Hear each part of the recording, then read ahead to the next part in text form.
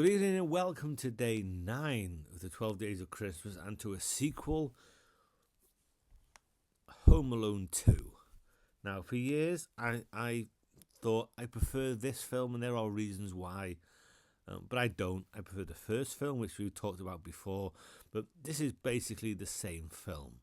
It's a ridiculous idea once again. You know, the fact is a family can leave a kid at home. I find that preposterous. The idea that a kid can go to the wrong gate in an airport, would he get through if you apply logic? Would he get through? Would he not?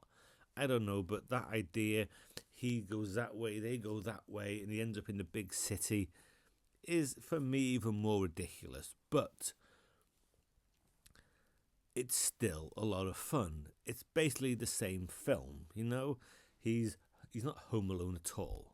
So you can cut out Home Alone 2. I always thought that to be a bit daft.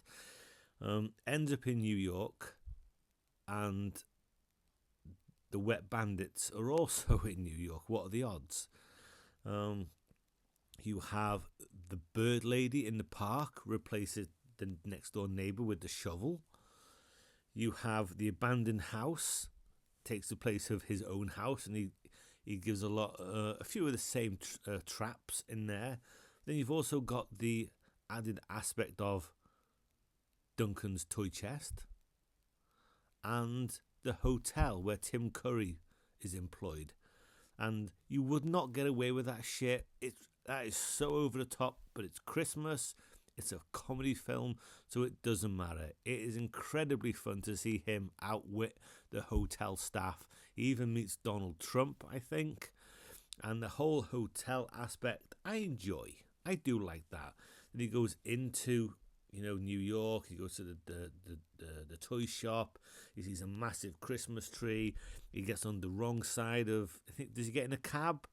And it's not quite very friendly. He's a bit scared, goes into the park, meets the bird lady who at first scares the shit out of him. But when he gets trapped, she helps him. They get to know each other. And much like the neighbour with the shovel and the beard in the first film, she's got a sad story. And it is sad. And he gives her a turtle dove. That's nice. It's got... I like the soundtrack a little bit more in this one than the first one, and the Christmas in a big city is the big appeal for this film, because I don't live anywhere near a big city. I may have gone to London when I was younger around Christmas time, but I don't remember. So I've never been, to my knowledge, in a city at Christmas time. And you go to America, you get snow, you get lights. It's just completely different to anything that I have and have had for years. And that's the big draw to this, is it's set in New York. And I love that. You see the lights, you see the people, you listen to Christmas songs that talk about a city. And that's the appeal. It's the city. Doesn't matter what city it would be, whether it be New York, whether it be London, whether it be Paris, it doesn't matter. The idea of a city appeals to me a great deal. And there's a great piece of music in there when is he in the hotel and he's thinking, and his mother's thinking, and they mash them together, and a choir sings. And then I think to top it off as well, I think the whole family's watching It's a Wonderful Life. Is it in French or something? I could never imagine watching Jimmy Stewart in French, but